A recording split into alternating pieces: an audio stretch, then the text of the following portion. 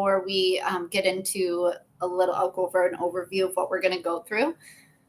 But who am I? I am Gina. And as I said, I am a licensed therapist, but in this business, I'm operating as a coach. I'm not operating as a therapist. So what we're going to go through today is really a reflection of my own personal belief system. It's not therapy. It's not medical advice. And though I will touch on some spiritual components, I'm not a religious or spiritual advisor in any kind of sense. So what I recommend that you do today is take what resonates with you and don't take anything that does not. Just take what works. Leave the rest. So the other piece of this too, there might be some stuff that I talk about today that already resonates with something that you believe or something that exists within your experiences, belief system, something that resonates with you. That's probably a good indicator of something that maybe you could take from this workshop today of value. But we're going to go through some exercises. We're going to go through all the three components here. We're going to go through a component of healing. We're going to go through a component of aligning, creating a vision and aligning. And we're also going to go through a component of attracting as well. So with those, if there's any exercises that you don't want to do, please don't feel that you need to do them at all. And this stuff that I'm going to be teaching or guiding or offering today is stuff that has worked for me personally. That's why I have decided to become a therapist and become a coach, because a lot of the stuff that I talk about has been really personally helpful for me. But with that being said, your results might differ. So again, trust your intuition, because that's going to be the most important piece here of it. So I did want to talk slightly about this idea that self-love is at the foundation of all healing. I think in my own journey in life, anytime that I have ever needed to change anything about my life, self-love was a requirement of it. So like, for example, if I wanted to get a better job, at some point I needed to look at the relationship that I had with myself and question if I could love myself any bit deeper. Or was my job at that time, maybe as unhealthy as it was, a reflection of some part of myself, like a mirror maybe. It's not always a mirror, but is there anything that mirrored a deeper love I could have for myself? And so like, I'm going to use this example later, but I'll mention it now. Like for a while when I was working my first therapy job, I would work through lunch breaks because I felt that, I was so underpaid. It was really terrible. But I thought that if I just like worked so hard and showed them my hard labor, that they would be more inclined to maybe give me a raise at some point in the future when I would ask. And unfortunately, what that did was it didn't. For one, they didn't. They also then expected that of me. But at the end of the day, like I wasn't loving myself. I had this like toxic job and work environment, but I was also, not loving myself by setting boundaries and taking some time to eat my food or to go outside. I was just kind of driving myself, through like this hard work, through these belief systems that I held, right? Like in some way, I held this belief system that my sense of value at this company was going to be directly reflected, financially on how much I was able to give. And as we know, that's not how the world works. It's not how companies work. That's not how jobs work. But what I needed to do was get better at setting boundaries around my time off, right? Using all of my time off, using all my sick time, taking my lunch breaks, leaving work on time, not staying later because I wasn't getting paid overtime. Those healthier boundaries had helped me love myself more. Those were aligned with self love. So I think anything externally in your life at any point in time that you want to attract, whether it's a job or whatever it is still going to come back to something internally in the relationship with yourself. So, what we're going to talk about today is a bit of this process. And if anybody is on, feel free to drop in the comments where you're on from, and I'd love to see where everybody's joining from. I'm going to go through a little bit of the I'm going to go through a little bit about the commitments in working with really like therapy clients, but also in this coaching business, the commitments that I really like my individual clients to make towards themselves or make with themselves or come into the work that we're doing together. And I really wanted to reiterate them in this because I think that they're really connected to this workshop as well and the work that we're going to do. So the first one is that you heal yourself, right? Me as a coach, I don't heal anybody. I consider myself a healer, but it's because I have healed myself, right? I have the capacity to heal. And so I feel that I have the capacity to guide other people through healing because I have walked the talk. But ultimately, all I do is offer tools and insight and frameworks, things that have worked for me.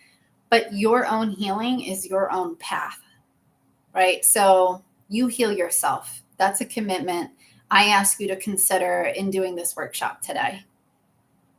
Another would be that you have to believe, you don't have to, but it helps to believe that you have the power to change your life at any time. So my shaman once said, she is so wise and I love her dearly. She said, there are two types of people in the world, and it's not that black and white, but there's people who are the victim of life circumstances, and then there are people who go out and make life whatever they want life to be. And that's really stuck with me all these years later. And I think there's some truth to it. So this idea that, you can probably have better growth if you have this belief that you have the power to change your life at any time. It makes sense to me. There are people who don't feel that they have the power to change their life. They feel that life happens to them and they're just kind of rolling through life and then dealing with whatever comes their way. And then I know people that go out and they're like, nope, I'm doing this and I'm getting that and I'm doing that. And I don't exactly know how, but that's what I want my life to be. I want that. And I'm going to get that. So I think in doing some of this healing work, manifestation work, it helps to believe that you have the power to change your life at any time. Another commitment or belief, if you will, is that if you can dream it, you can have it. So when we talk about manifesting, I think having a clear vision, right, of something that you want in the future is so, so, so important. I think if you can dream it, you can have it. But if you don't have a clear vision of what you want in your future, you don't have a clear vision of that new job that you want. You don't know how much money you want to make. You don't know how you want to feel when you go to work. You don't know what you want your commute to look like. You don't know what kind of relationship with your boss you want to have. You don't know what your work from home schedule is looking like. Like, it's going to be hard to look at like job postings and be like, I don't know. Does this relate to me? Does this make sense to me? Do I want this? And I think it's hard because you're not clear on what you want. But also with that same belief, like if you can dream it, you can have it. So one thing I'm going to talk about in this workshop is that you really can't, I really hope that you don't limit yourself in what you are dreaming. Sometimes we dream a little too small because of these experiences that we've had or these situations in the past where, you know, we didn't see that reality in our life. And so how could we possibly imagine this? It feels like it's like only something that happens in Hollywood, when sometimes these things that we can dream can happen in our lives. Like there really is a limited amount of beautiful stuff that can happen, but you have to be able to dream it in order to have it. Another one here, and this is an interesting one. Blind faith is an essential part of growth and trying something new. Now, this is just something that I have found in my own personal life, of course, but I think that blind faith is a requirement of growth. Like especially if you want something that you've never had, you're going to have to step out of your comfort zone, and you're going to have this literal faith in this thing that you've never seen exist. And you're going to have to say, I trust somehow, some way that this thing is going to come into my life. So I do think connected to having blind faith in growing and in trying something new is also this idea that there's maybe a belief of some kind of higher power that is supporting you. So whether it's the universe or it's God or whatever word you use, it can be Jesus, it can be whatever. It's God. To me is God, and it's universal, but whatever works for you works for you. But I do think that having a belief in a higher power of some kind can help support holding blind faith when you're stepping into a path of the unknown and you don't know how you're going to get there or what it's going to be like, being able to connect to it a little bit more easily. So those are some of the commitments that I want you to just think about today before we get into some of the work that we are going to do. And again, if you guys want to share where you're joining from, and also I'm curious to know, why are you here? What was the thing that led you here? What are some of the things you wish to change or experience in your life? Is it a new job? Is it attracting in a healthy partner? Is it loving yourself more deeply? What is it?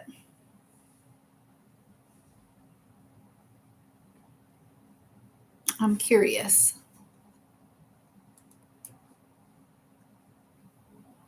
Every step that we take, even if, let's say, wanting to call in a healthy romantic partner, is going to require that relationship with yourself. So all of the steps that we're about to do, we're going to talk about healing limiting beliefs around love. We're going to talk about aligning with your biggest dreams. We're going to talk about attracting and what that looks like. I also just don't want you to lose sight, even if what you're looking to call in is something external. I don't want you to lose sight in the fact that you still have to somehow connect this to your own relationship with yourself. So let's get into it. The first part here is going to be healing limiting beliefs around love.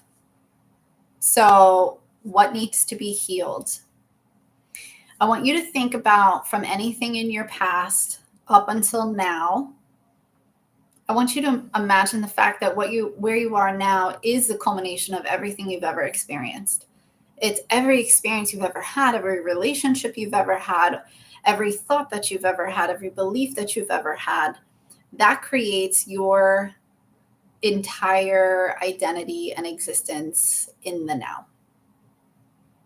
And sometimes we take with us some old stories that don't necessarily make sense to continue to hold on to, but yet we still do it. We still hold on to them. So if you're looking for a healthy relationship, a healthy romantic partner, I want you to think about what you saw growing up. I want you to think about your relationship that you saw either between your parents or your grandparents or your step parents, or maybe your aunt, your uncle, like whoever it was a caregiver, foster parents. What did you see? What did you learn to believe about love through that? through that relationship that you saw, that foundational relationship? Was it peaceful? Was it easy? Was it healthy? Was it full of abuse and manipulation and unsafe? Because those vast differences and those experiences are going to affect what you pull into who you are now. And it affects your current relationship with healthy romance. So think about it. I also want you to think about what you were taught and what you were told. So, for example, I'm going to share something personally. When I was growing up, my mom used to tell me all the time, and this is when I was like really young, like as long as I could, as far back as I could remember, up until like 6 or 7, maybe. She said, all men are dogs. That is something that I remember her saying on multiple occasions to me. And she would sometimes giggle when she said it. And I get it. She means well. And it was a reflection of her reality.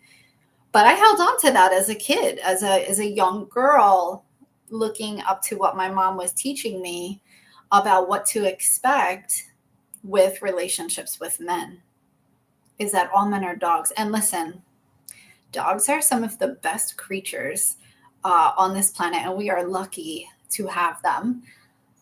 But she did not necessarily mean it in that way. She meant it in the way that, you know, they can't be trusted, or they're going to disrespect you, or they're primitive and they're going to leave, or they're going to cheat, or they're, you know, something like that.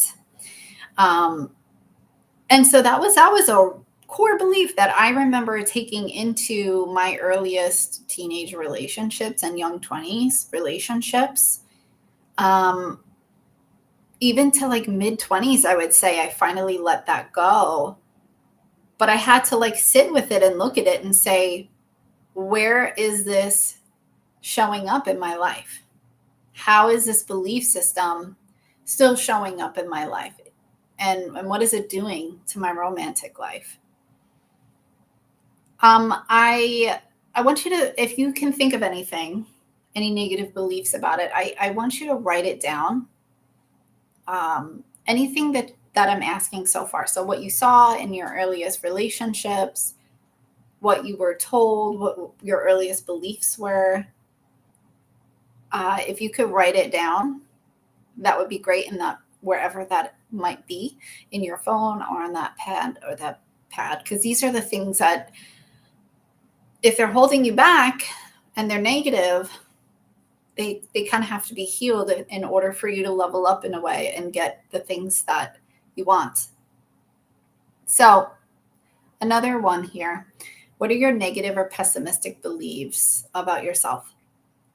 So, for example, if you catch yourself saying that you're unworthy of something or undeserving of something for some reason, or maybe you feel inadequate, like, oh, I can't possibly have that because I'm this, or, you know, I don't really deserve that because of this.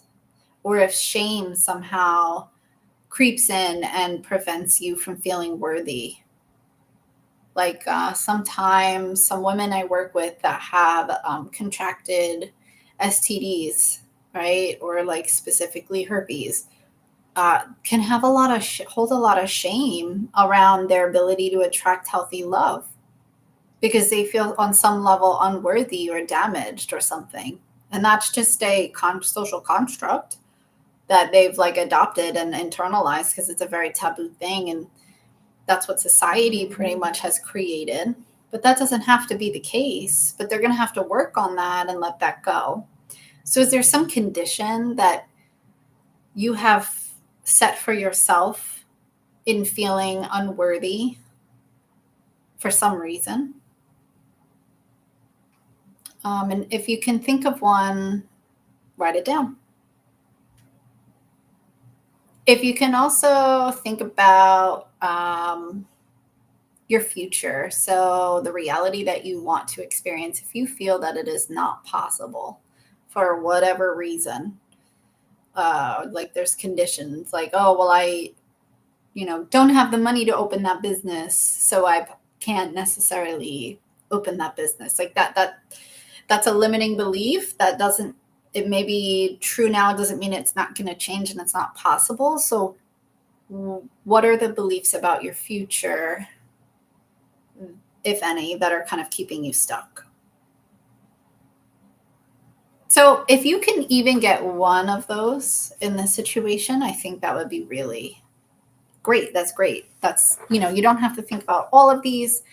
And a lot of times like these healing, limiting beliefs around love or aspects of your life requires some level of self-awareness. Like you're going to have to catch yourself. Sometimes we just say these things and we don't even realize the impact they hold. But if you almost like pan backwards in your life and go, oh, look at that thing. I just caught myself saying X, Y, and Z, and I see how it's affecting me. That is pretty much that like self-awareness connection that you need. And it's not natural. It's like something that you have to develop an awareness around. Like you have to work at becoming self-aware. So if you got one thing out of this first piece so far, you're really good. This is golden. And then we're going to move into the second part. So this was the heal, align, and attract. So let's go into alignment. So now you realize that something, you have this negative thing that's maybe holding you back. What do we do with that? Well, we need to create a new vision for what it is that you want. And then we have to align with that. So everything that you've uncovered so far in your limiting beliefs is going to help you here with the second piece. So, so let's do it. So creating a vision of where you want to go is essential, and aligning with it is just as important. And what's alignment mean? I'll talk about it in a second. But creating a vision of where you want to go is essential. If you can dream it, you can have it, like I said earlier. So what is the vision? What is the future? What is the thing that you desire? And how can you dream a little bit bigger and not limit yourself from dreaming like too small? How can you really kind of push yourself and dream even a little bit bigger, right? So for example, if we're talking about a job, right, which might be easier to think, if I say to a client, what money do you want to make? And they say, I want to make $100,000 next year. And I say, okay, so then why don't you ask for, or imagine yourself receiving like 130 to 100 and make it a range, right? So you're dreaming bigger and you're offering yourself the opportunity to get more than what you want. It's not like, oh, I just want 100 and then someone negotiates with you for like 90 or 95, right? Like you want 100, like dream a little bit bigger. It's the same thing with love, the relationship with yourself or love. You have to dream a little bit bigger. So what do you want? If you want a healthy romantic relationship, not only just what do you want that person to be like, what character traits do you want them to have, but also how do you want to feel in that relationship? What are the emotions and the natural and normal experiences that you want to have? That's just as important as having a list of like character traits or check boxes for a future ideal partner. So if you're struggling with this part, if you're struggling with creating a vision, and sometimes I have clients that say to me, I don't know exactly how I'm supposed to, what to dream. Like it's hard for me. I can't see it clearly. There's probably some little pieces of something that you know that you want. And I would ask you, even if you just identified like 2 or 3 tiny things, go with that. There's definitely something you want, for sure. And if you want it to be clearer, like it feels still a little bit foggy, I have a guided meditation on this YouTube channel here. And it's about meeting a future version of yourself.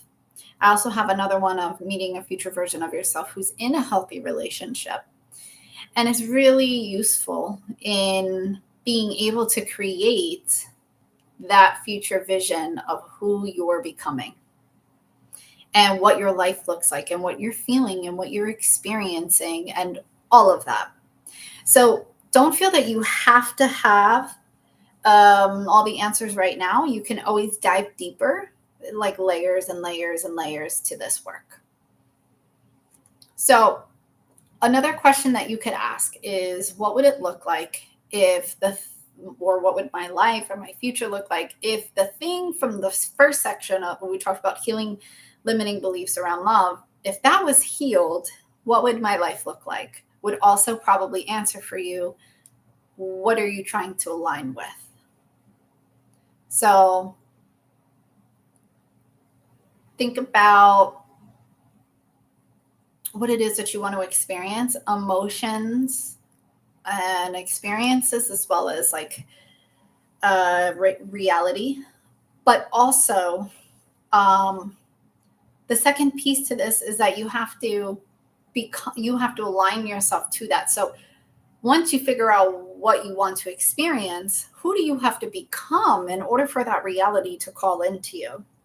And if this is confusing, I'm going to talk a little bit about manifestation right now. So with manifestation, you have to have a vision of what you want. You have to have an emotional experience of what you want. And then you have to live as if that thing already exists in order to call it in. So who do you have to become to be able to operate from a place as if this future reality that you want, or this future love or romantic relationship already exists? Who do you need to become in order to at least stay in a place of alignment of accepting that? So for me, for example, when I was looking for my partner who I'm now engaged with, I never wear my engagement ring. It's horrible, but I just don't. But I had to trust my gut, first of all, that I was going to meet him organically. Because every time I went on online dating, and anybody that's watching this and knows, online dating is not easy. But I had to trust my gut that I was going to meet him organically. Meaning, I'm going on online dating, I'm hitting brick walls, I need to let this go. And I need to just create space for this person to show up. I need to stop trying to find this person and make this relationship happen. And I need to be more trusting in general, that my gut and my intuition on this and meeting somebody organically is right. I can't be a person who doesn't trust their gut, but is like trying to align with finding a person who my gut is saying I will meet, right? Like it's contradictory and it doesn't make sense.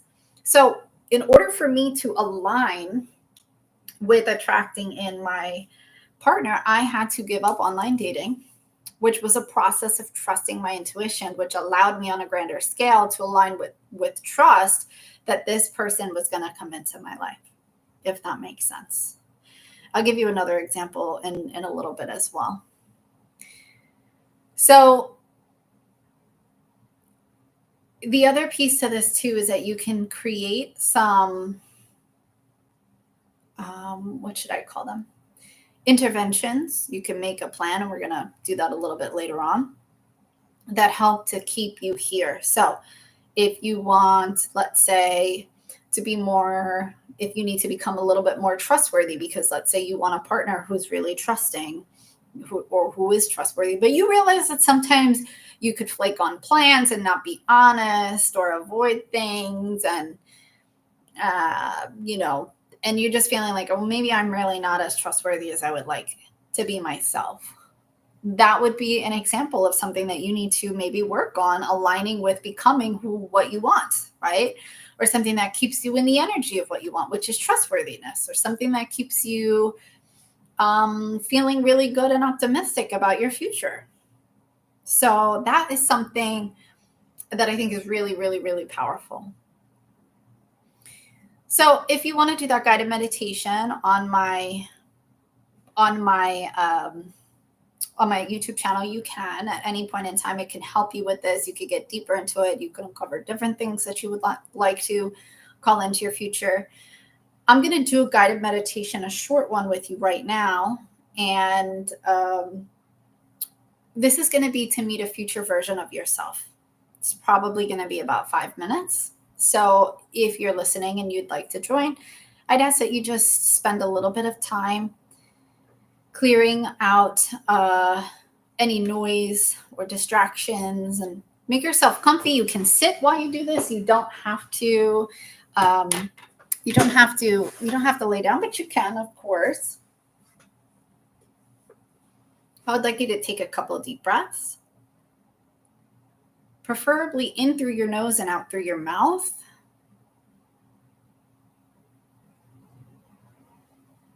And try to slow your breathing down. So we're going to do a couple of these nice deep breaths.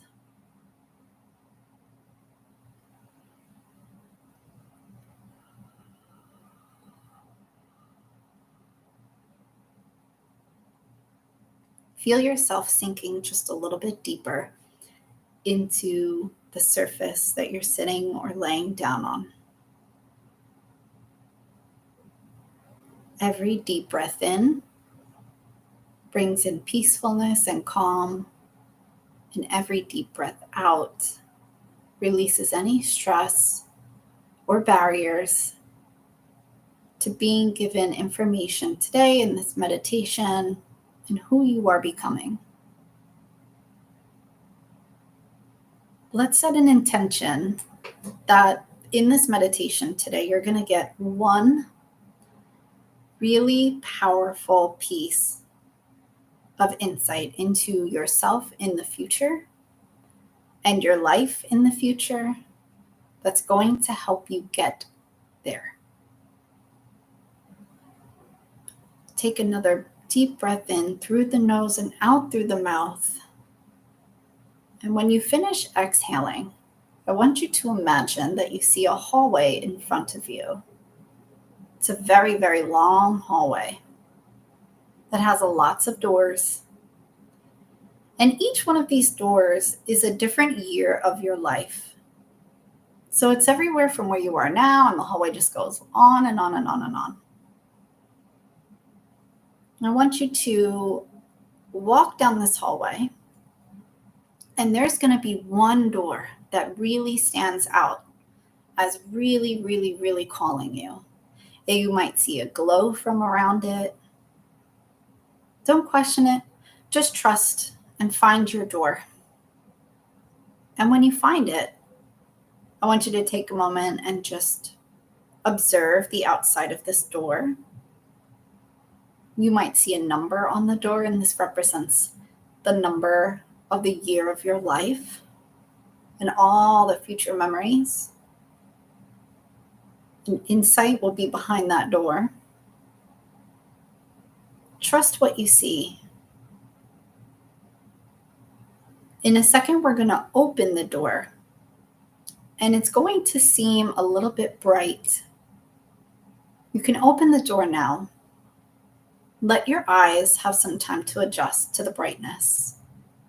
And from within it comes a very clear vision of an important part of that year in your future.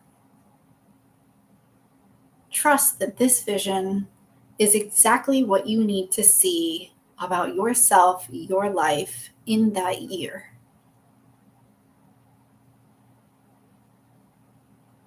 Now you can interact with this, observe this, you can ask questions, and trust the responses that you receive.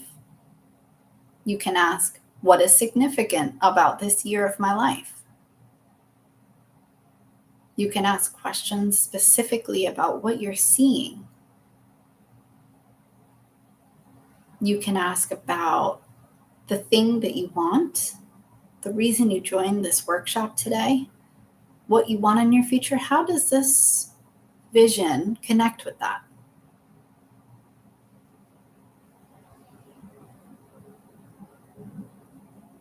What's the wisdom that this future vision has for you.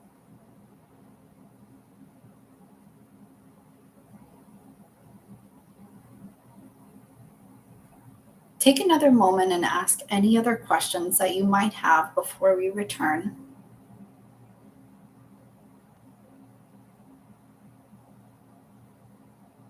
Make sure that you thank yourself in that vision or anybody else that's there.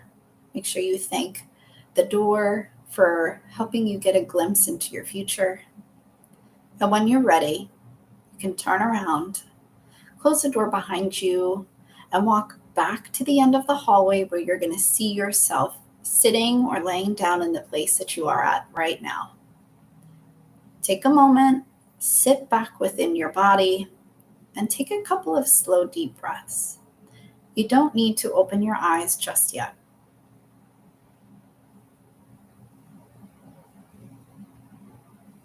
When you're ready, you can start wiggling your toes or your fingers, and then opening your eyes. And I'm going to give you a moment. I'm going to give you like a full minute or two to jot down some of the insights that you got in your notepad, paper, pen. And if you want to share anything in the group chat or questions, feel free to as well. I'm going to give you a minute or two in complete silence to do that.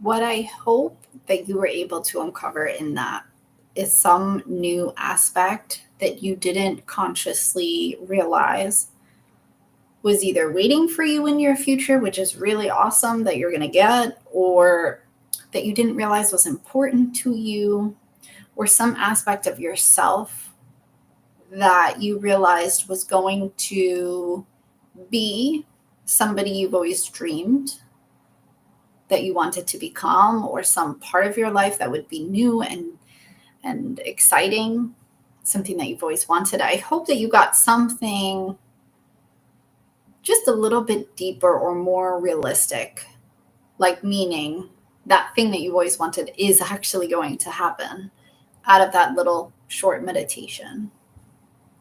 And I hope that that can contribute to some of the stuff that we talked about in healing limiting beliefs around love or aligning with your biggest dreams, that it just adds to this process. The last piece that we're going to talk about is attracting. So you now have barriers that are holding you back. You have a future version of what you want your life to become or who you want to become in order to have that life. And now we're going to talk about this other added piece, this last piece here, which is attracting that reality and the little pieces that have to happen as well in order to get to a place where that can manifest. So in terms of attracting, I think there's three things that are required. It's surrender, blind faith, and patience. So we talked earlier about blind faith. Surrender and trust, I think, go hand in hand. When you trust somebody, you kind of have to surrender a little bit, whether it's surrendering a little bit of your Let's say if you're an overly independent person, surrendering a little bit to rely on someone else is a part of trust, right? But in this bigger sense that like what we've talked about earlier, especially if you have a belief in a higher power, this ability to surrender this dream and this reality to this higher power, and knowing that it's not up to you to have to make this happen. You do have to work for it. You have to co-collaborate with potentially a higher power to make it happen. But it's not entirely up to you to do this. There's other factors. There's other people. People also have to be ready, also have to be prepared. My partner is 5 years younger than me. I had to wait longer in God's timing, or if we would have met sooner, our relationship probably wouldn't have worked out because he would not have been mature enough. That was something I didn't even realize for years. That was a factor in not getting that relationship that I wanted yet. But it made sense afterwards. But again, that's where the trust comes in. Sometimes you just have to surrender and trust and do what's within your control to be able to get that life and that thing that you want, or that love that you want, or be that person that you want to be or need to be. But you also have to allow the universe or God or whoever it is to step in and help you on with divine timing. The other pieces you don't have control over. And then the other piece that I mentioned was patience. So divine timing requires patience, right? Sometimes things don't happen on our timing. And it's because it's our timing, it's other people's timing. Sometimes we think we want something and then we get told no, and then something better comes along and we're like, oh, that's why that didn't happen. Okay. But again, surrender and trust and patience all go hand in hand in this last piece here of like attracting that reality that you want to attract. So the key is don't try to make it happen, attract it to you. So part of this is that you have to become the thing who's ready. So if you want a healthy relationship, you have to become the healthy partner to be able to attract in. Again, that's your control. That's what's within your control and your work and your responsibility to do with collaborating with, the universe or God in getting that thing. If you just sit around and you don't do your work, reality probably isn't going to reflect back to you the thing that you really want that's going to require the work of you. So you don't try to make it happen. You attract it to you by doing the things that you need to do within yourself to make that reality possible. Attraction is remaining aligned with that reality. So I could not necessarily, if I didn't stay in a place of, let's say, in my business, for example, because this has worked in my business as well, this process, right? And this is just maybe an easier example to digest. But if I wanted to make enough money the first year I went full time in my own business, which can be risky, it can be scary, and I needed to do this whole process, and I needed to have surrender and patience and blind faith and all of it. But I also needed to make sure I was, let's say, attracting the clients that I wanted to work with. I had to market myself. I had to put myself out there. I had to do the things that I could do within my control. And then I also asked the universe to send me the clients that the universe wanted me to work with, right? And I surrendered and I trusted that they were going to come to me, and it was a collaborative process. But I continued to stay aligned with that reality that my clients were coming to me. And even right now in my business, it's a slower season, and that's fine. It happens in business. And I've come to appreciate the stillness of them, or the quietness of them, or the breaks that I get with them. But I'm still very much doing all of my work and marketing, and already asking the universe to send me the new few clients that the universe wants me to work with, that I'm supposed to work with. I'm ready when they're ready. I'm ready when the stars align and they come and I get a call or an email, and that's just how I operate. I stay in alignment with that reality. I don't doubt it's going to happen. I know it's going to happen. But I do what is within my control to stay in a place where it will happen.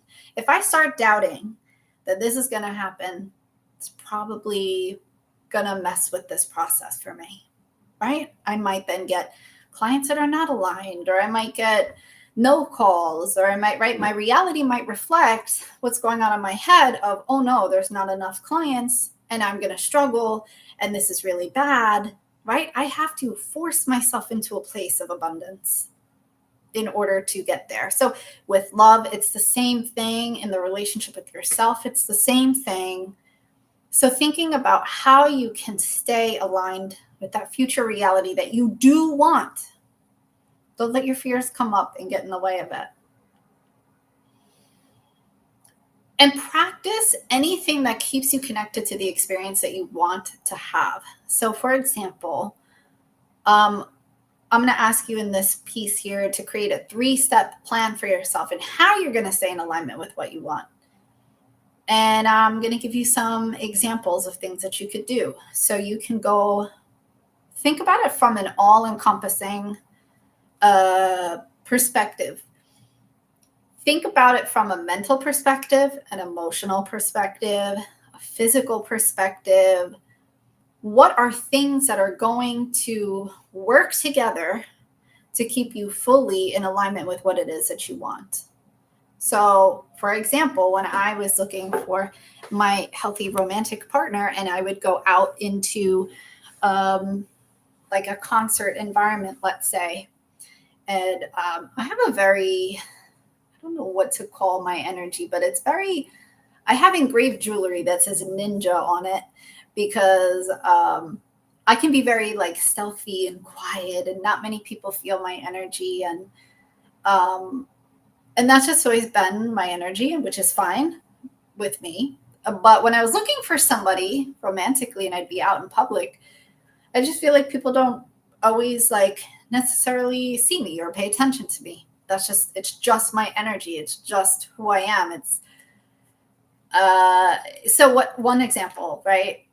I started this like super powerful affirmation that I would use where I'd be standing out in the middle of a concert. I'm standing in the same place around the same people for like 30 minutes. And then I say, quality men are magnetized to me. Quality partners are magnetized to me. And I just repeat it and I put it out there.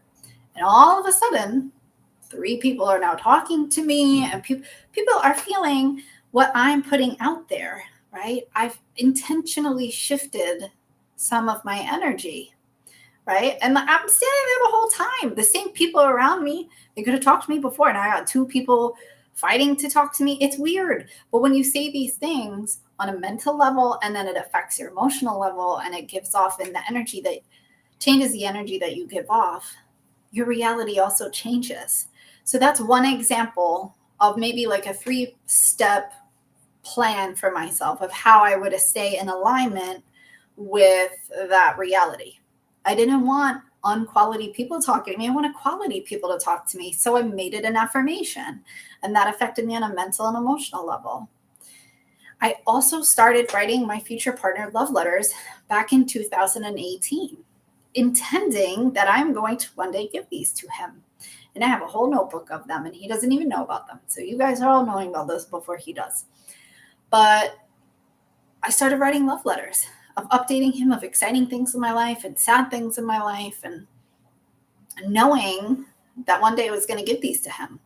I was aligning with the reality that I wanted, which is that I was going to meet somebody of great quality who I was going to get married to and be able to be vulnerable and share these things with, right? That affected me on an emotional level, on a mental level.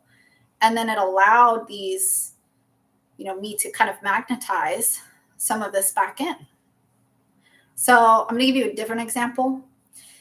If, let's say, you need to start prioritizing yourself, right? That's something that you're struggling with. You want a healthy romantic partner, you want something else healthy in your life, but you're really struggling to prioritize you. Some tips might be of the self-care plan. saying no to things that you don't really want.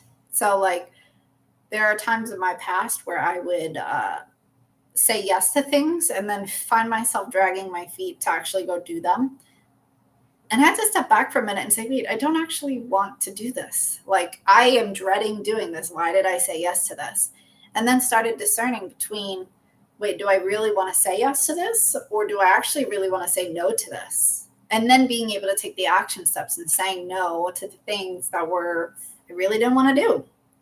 Right? I was raised to be a people pleaser and to just say yes. And it was my responsibility not to listen to my own emotions, not to listen to what I wanted or I didn't want, and just to say yes.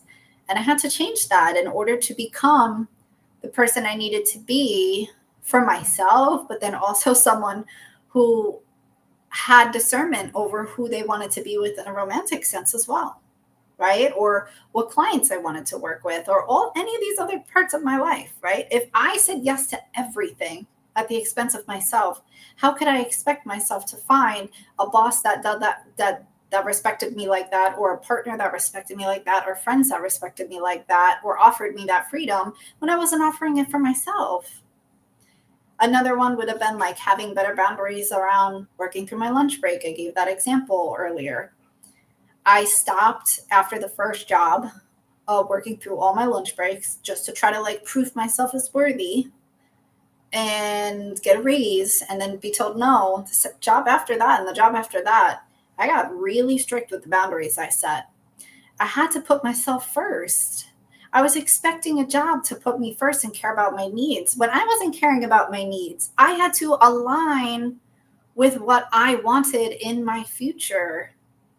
And it started with me. It started with these 3-step plans in holding myself accountable to changing things in my belief system, in my mind, in my physical reality, in my emotional reality, that helped me to get the things that I want. Again, like an affirmation for prioritizing myself was, I'm always curiously looking for ways to prioritize myself and my needs. Right? So curiously, right? I'm always curiously looking for ways to prioritize myself and my needs. Curiously, because I don't want to be frantically looking. I want to be curiously looking. I'm intrigued. I want to look. I want to see these things. And I want to be able to do something with them. So the language you use is super important if you're going to use like an affirmation. And you don't have to go overboard. You could just choose one really strong anchor point that embodies everything that you want to become or that you are becoming, and grounds you into reality anytime you come back to it, into the reality that you want to kind of see or experience. And my last tip for this process is that, you put all of this together, you identify things that you don't love about yourself, in terms of like belief systems, things you've been taught, things that you've seen in your past, things that you want to let go of. What do you want to take on instead? What do you want to replace it with? Who do you need to become to replace? Who do you need to become to be able to get that thing? How can blind faith work in your favor? Patience, surrender, maybe connection to a higher power. How do you hold yourself accountable to doing that and making it a consistent process? A huge piece that can help really tie all of this together is gratitude. So if you can be really grateful for the things that will come your way, or you can be really grateful for, let's say, the opportunity to do this, or the insight, or the self-awareness, or the self-reflection moments, or whatever it is.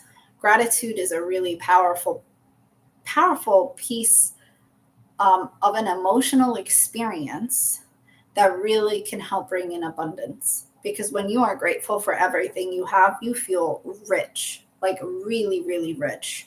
And you might not be rich, and you might not even have the best of the best, but you are looking at what you do have, right? And you're appreciative of it. That brings in more good stuff, even more. Like, that is the energy of alignment that brings in abundance, is gratitude. So you have to become my recommendation would be become more grateful for things. Can never be grateful enough. I think we live in a world where we just consume, and we have so much, and then something happens and we lose sight easily of everything that we do have. When you start a gratitude practice, you even get into a place where you feel grateful for having the pillow that's on your bed. Not even the bed, just the pillow. How do we, take it for granted? We have a favorite pillow we sleep with every night, right? Imagine you didn't have that. Some people don't. So that would be my, in a nutshell, Heal, Align, and Attract formula that can help you call in something of value that you want in your future and connect to self-love of how you're going to get there, and potentially even it being a healthy romantic relationship. We're going to wrap up in a minute, but just wanted to know if anybody had any questions. They can drop a question in the chat and I'd be happy to talk about it. Anything relating to anything that we discussed today. And in the meantime, if anybody is typing, I just want to say thank you for being here. This was my first live and hopefully more to come. I have some exciting things in my business that I'm looking forward to doing this year. More YouTube stuff, more discussion of different topics, different pieces of how I operate my life or in the work that I've done with clients. So there'll be some updates on that coming up. But I appreciate everybody for being here today, and I hope that there's something of value. This is probably going to stay on YouTube and Instagram if possible and help you. You could rewatch it at any point in time that you want. Let's see. I got a question. Did you start doing daily gratitude practices? Yes. Currently, I've shifted a little bit into reflecting on what went well during my day, which is like a form of gratitude, I guess you could say. But it's just in the same sense of like intentionally looking for things that went well or things that are good or things that I have or ways that I'm safe or ways that I'm protected or even just driving somewhere. Like, oh, I'm grateful that like I was safe on my drive, right? Like you could have gotten into a car accident and dealt with that whole headache, but I didn't. Like I was safe, right? Like, so looking for the things that you have rather than looking at the things that you don't have, or looking for the things that go right as opposed to the things that don't go right, I think are really, really, really helpful in creating that abundance. So it's a good question. But I used to do gratitude practices.